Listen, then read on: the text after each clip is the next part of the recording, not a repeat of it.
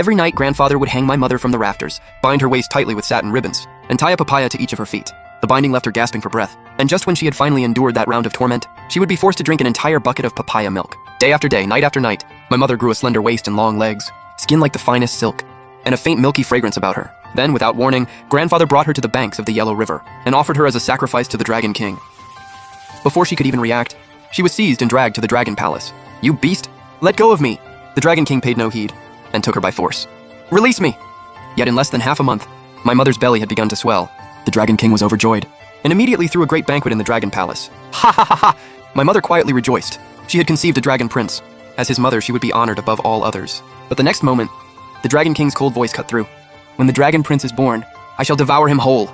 By consuming his true dragon bloodline, I shall gain another 100 years of cultivation." My mother was determined to protect me and bring me safely into the world. On that day, she spent her last strength to escape the Yellow River Dragon Palace. By chance, she came upon a green serpent that had failed its tribulation and lay covered in wounds. My mother, trembling, entrusted the newborn me to the serpent and begged in a weakening voice, "Please, I beg you, protect my child.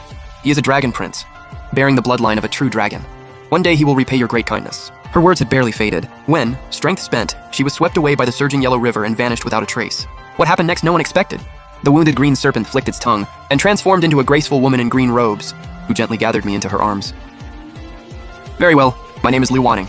From now on, I am your master." That very night, she announced to the world that I was blind. Word had long spread among the people that a child touched by Dragon Key could rise to greatness.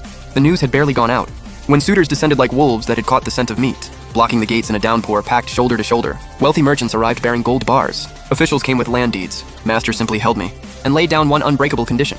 Only a girl of the Phoenix Fate, born in a Phoenix year, Phoenix month, and Phoenix day, could be joined to him. She would borrow his Dragon Key to transform her destiny. Some doubted whether the Dragon Prince was genuine. "How are we to know this child is real?" Master did not argue. She simply gave me a light pat. I burst into a wail, and my cry formed an invisible shield around me. The rain stopped dead 3 feet from my body, as though it had struck an unseen wall, scattering outward in every direction. The crowd erupted.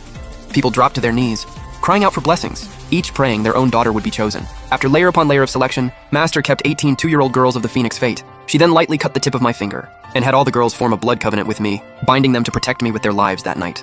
Sure enough, that night thunder cracked and a once-in-a-century downpour poured from the sky. The Yellow River crashed against its banks like a maddened beast, shaking the very earth. Woven into the howling wind was a dragon's roar that chilled the blood. The Dragon King, following the faint trace of Dragon Key, was searching. By great fortune, sheltered by the Phoenix Key of the 18 Phoenix girls, I came through unscathed and slept until broad daylight. The following morning, Master sent the girls home to their families, and with grave solemnity she warned their kin, "From this day forth, these children are destined to excel in their fields. Your families will prosper and flourish, but this fortune lasts only 18 years. After 18 years, one of them must marry my disciple. Defy this and your luck will unravel."